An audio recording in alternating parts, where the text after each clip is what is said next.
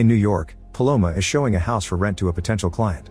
She uses flowery language to embellish the qualities of the building and indirectly flirts by showing off her legs and cleavage.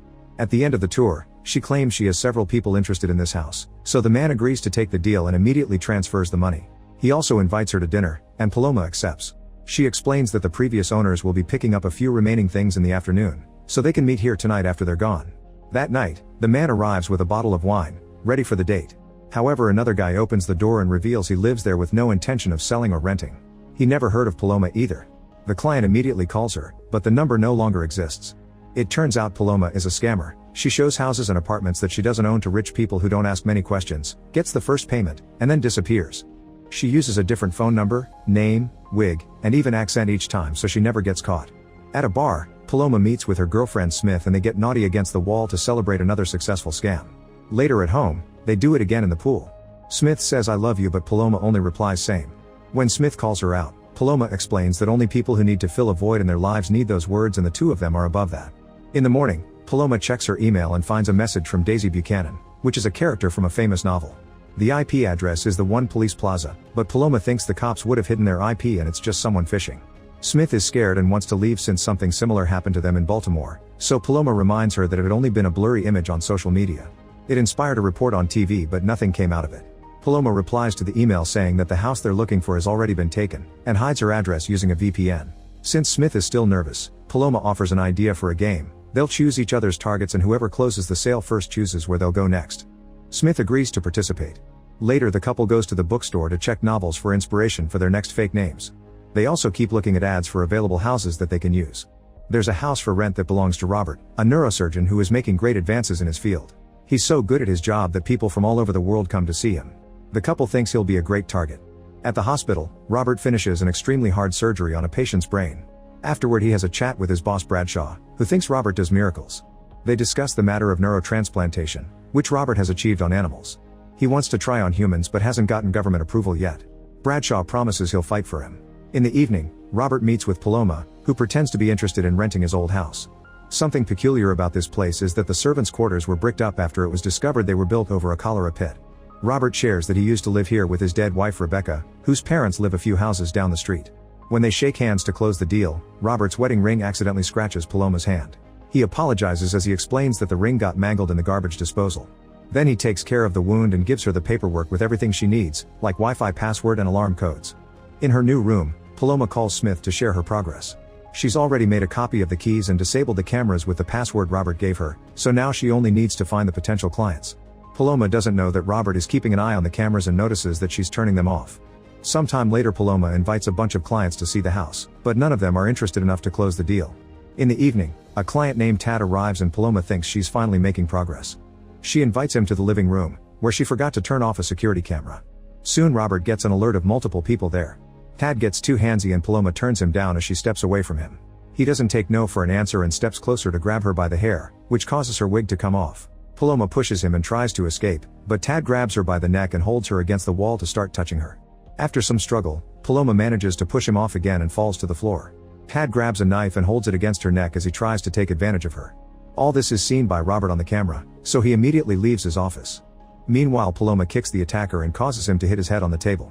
When she tries to run away, he grabs her leg and makes her fall again before slashing her neck. At the same time his wound is bleeding heavily, so he starts feeling dizzy. After he slashes Paloma again, Robert appears behind him and injects a sedative into his neck. Paloma tries to stand up, only to pass out as well. At the police station, detectives Diane and Crace are studying the case of the mysterious woman who has been scamming people all over New York.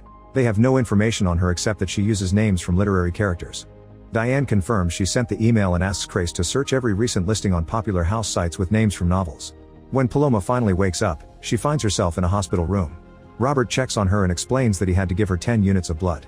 Then he pulls out the business card he found in her pocket, which has her fake name and classifies her as a realtor. He now knows she's a scammer and proceeds to scold her, saying she should use her intelligence to help others. After sedating her again, he stitches the wound on her neck. That night Paloma wakes up and disconnects all the machines to escape, only to discover that the door is locked. When she checks the window, she finds a brick wall blocking it. She yells at the security camera and pounds on the door to no avail. Then she takes her hairpin and a needle to pick the lock, which finally allows her to leave the room. In the corridor, she realizes she isn't in the hospital, she's in the house's secret room. A door suddenly slams and Paloma is startled by a dog barking. Suddenly Lenny appears behind her and captures her. Meanwhile Smith finishes her sale and sends Paloma a message. At the same time Robert is removing the bloodstained carpet and finds Paloma's phone and keys. He decides to hide the carpet in Paloma's car. Sometime later a cop goes around the neighborhood with a picture of Tad, asking the neighbors if they've seen him. His wife reported him missing and his phone puts him in this area as his last location. Robert says he doesn't recognize him, but when the cop asks about any strange happenings in the area, Robert tells him about a car blocking a hydrant. He had it towed, so he tells the officer the company he called. While Robert watches old videos of Rebecca, Paloma wakes up in a cell to discover she's been chained to the floor. She desperately yells for help to no avail. Soon Robert brings her food and medicine, so she yells at him and tries to attack, but he just steps out of reach. Robert threatens to call the cops and Paloma actually wants him to do that, willing to admit her crimes if it gets Robert and Tad too. Robert leaves after telling her to eat, so Paloma throws the tray in fury before Lenny appears again. In the evening, Robert reveals he's used Paloma's DNA to find out more about her. He's got her full name and knows that her family died in a car accident 3 years ago. Meanwhile at the bar, Smith waits for Paloma and starts to worry about her absence. When Zach tries hitting on her, she sends him away. At that moment Robert replies to her text pretending to be Paloma. Smith happily sends her an "I love you" and Robert replies "I love you too," causing Smith to get suspicious. She goes back to Zach and this time agrees to leave with him. Later Paloma needs to pee, so Lenny handcuffs her to himself and takes her to a toilet outside her cell, where she's forced to do it in front of him. Paloma notices a scar on his head and tries to chat with him, but he doesn't answer. When Lenny takes her back, Robert changes the handcuffs for the chain and Paloma tries to use the chance to attack, but Lenny immediately overpowers her. She asks about Lenny, so Robert shares that he used to be a nurse at his hospital. 6 months ago a drunk driver hit him and Lenny was left in a vegetative state, but the driver only got a suspended license. If Robert hadn't operated on him, Lenny would have spent all his life in bed connected to a machine. However, Paloma thinks that being an empty man isn't a life either. Robert leaves after turning off all the lights and Paloma starts playing with the drain cover until she manages to remove it. On the street, Smith arrives with Zach. She tells him that Robert is her best friend's abusive boyfriend and he's beaten them both up. Now she's afraid that her friend may have been locked up, so Zach grabs his gun and agrees to help. Robert opens the door when he hears knocking and Zach immediately pushes him to get inside. He searches every room and starts throwing things around, including a picture of Rebecca. When he insults her, Robert snaps and breaks a record so he can use a shard to slash Zach's neck, instantly killing him. Outside, Smith sees the lights being turned off and gets out of the car. Following the house blueprints, she walks to the back to look for a side entrance, unaware that there's a camera that immediately alerts Robert. While he grabs a knife, Smith finds a strange indent in the wall and tries to pull it open to no avail. Then she notices a keypad and remembers that Paloma told her the password, so she uses it to finally open the hidden door. With a gun in hand, she goes inside. Soon Robert follows her. When Smith enters the hidden area, she's startled by a dog in a cage, which starts barking at her. The noise alerts Lenny, who rushes to get his dart gun. In the cell, Paloma uses the drain cover to remove a screw from the chain, which allows her to free herself. She sneaks around until she finds an office and grabs a knife before returning to her cell, where she pretends to still be chained up. She hears someone approaching her from behind and quickly jumps to stab that person, thinking it's Robert. However, it's actually Smith, who collapses in her girlfriend's arms. Then Robert also enters the cell and Paloma begs for his help. He covers Smith's wound with his hand and asks her to stay still, but she's bleeding heavily. Paloma notices Smith's gun on the floor, but before she could grab it, Lenny appears and shoots her with a tranquilizer. She apologizes to Smith before passing out. Afterward, Robert goes to the living room to drink wine and watch a video of Rebecca doing a presentation on neurotransplantation for potential investors. Suddenly Robert starts hallucinating that the Rebecca on the screen is talking to him and then appears in the room. She says that he's been given a golden opportunity to finish his experiments and that he has to do it for us. At the police station, Grace and Diane finally find Paloma's ad for Robert's house and notice the literary name, so they decide to check the place out. When Paloma wakes up, she's chained again and Smith is gone. She looks into the other room and discovers that Robert and Lenny are getting an unconscious Smith ready for surgery. To her shock, they also have Tad, who has been kept alive on purpose.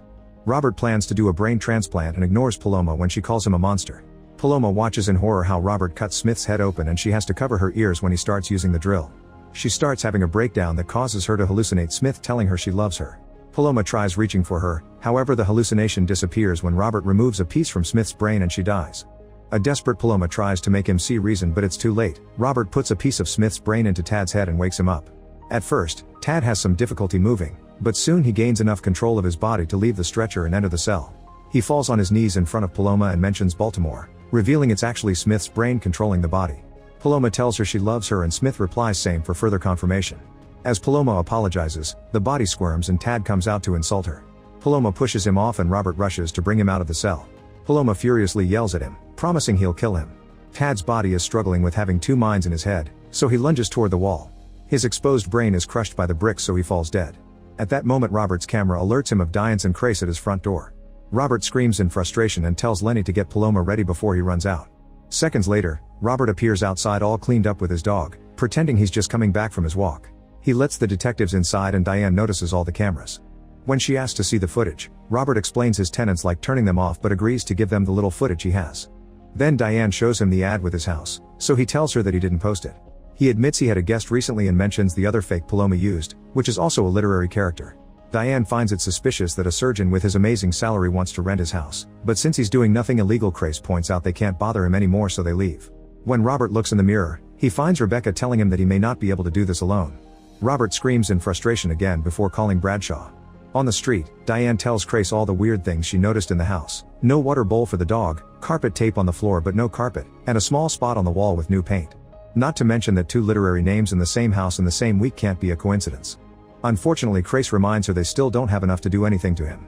In the lab, Lenny is shaving Paloma's hair while she keeps talking about family and love, saying that the real Lenny must still be in that body.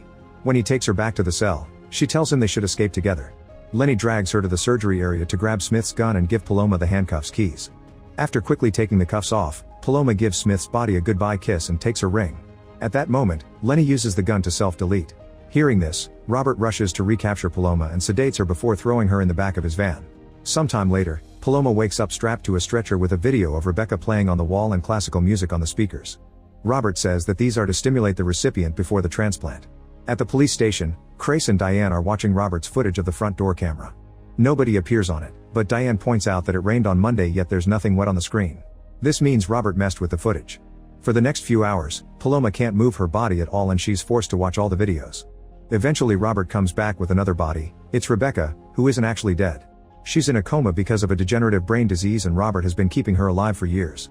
Rebecca and Paloma have the same blood type, so Robert will do the surgery. Paloma has a breakdown and says she hopes he ends up like Tad. With Paloma still awake, Robert cuts open her head.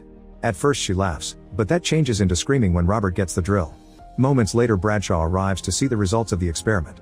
Paloma begs for help, but Bradshaw is disgusted by all the lines Robert has crossed and steps out of the room. When Bradshaw wonders how many people were killed for this, Robert swears this is the first one. He points out that Paloma is a scammer that nobody will miss and this experiment could save millions of people, but Bradshaw knows that he's only doing it for Rebecca and calls it playing God. Refusing to be part of this, Bradshaw leaves. In the car, Bradshaw tries calling 911. However, Robert appears next to him and stabs him. In the police station, Crace and Diane learn that Robert's neighbors heard a gunshot last night. Between this and the fake footage, they have enough for a warrant. When Robert returns to the lab, he finds the stretcher empty. Suddenly Paloma tries to attack him from behind and Robert pushes her off, but she still manages to slash his chest with a scalpel before he captures her and puts her back on the stretcher. Afterward, Robert washes up to get ready for the surgery. He keeps thinking about Rebecca and screaming in front of the mirror. On the street, Crace and Diane surround the building with a SWAT team. They bring down the front door and Diane goes inside, but they find nothing. Crace goes around the back and finds the other entrance, so he tells the team to follow him. Meanwhile, Robert cuts off a big part of Rebecca's brain. Then he does the same to Paloma and proceeds to do the transplant. By the time the cops reach the surgery area, they find a bunch of bodies but no sight of Robert or Rebecca. A few houses down the street, Robert is hiding in Rebecca's parents' home. Eventually Rebecca wakes up and Robert is happy to finally see his wife conscious and sane. Sometime later, Robert is helping Rebecca move again. She wonders who the body used to belong to, so he just says that the donor didn't survive the procedure. Months later, Robert and Rebecca are happily living in a cabin near the woods. Suddenly Rebecca slashes Robert's neck, revealing that Paloma has been in charge the whole time and only pretended until she was fully recovered to get her revenge.